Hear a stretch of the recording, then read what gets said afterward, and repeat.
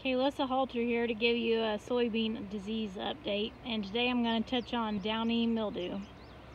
So if we look in really close here, you can see these yellow spots that are starting to come in on the upper side of the leaf, a little bit of necrosis, and if we turn it over, yellow on top catches our eye. If we turn it over, see if we can zoom in really close, you see those little tufts of cotton ball like material underneath of there. So that is all the sporangiophores.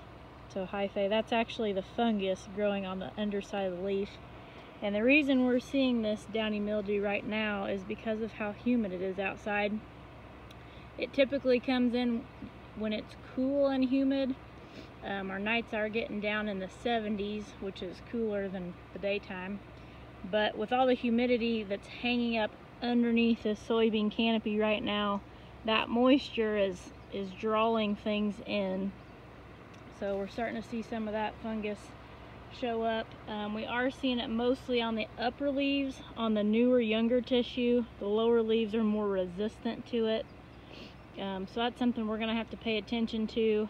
I'm not seeing a whole lot of it, and it's not something I have ever seen cause huge yield effects, but it can infect the pods later on in the season and consequently infect the seeds. So if we plant seeds next year that have this downy mildew fungus on them, then we could be creating a problem for the following year when a grower would plant that infected seed. The seed would already be infected and the fungus will be present, and if the conditions are right, it could infect the plant that following year as well.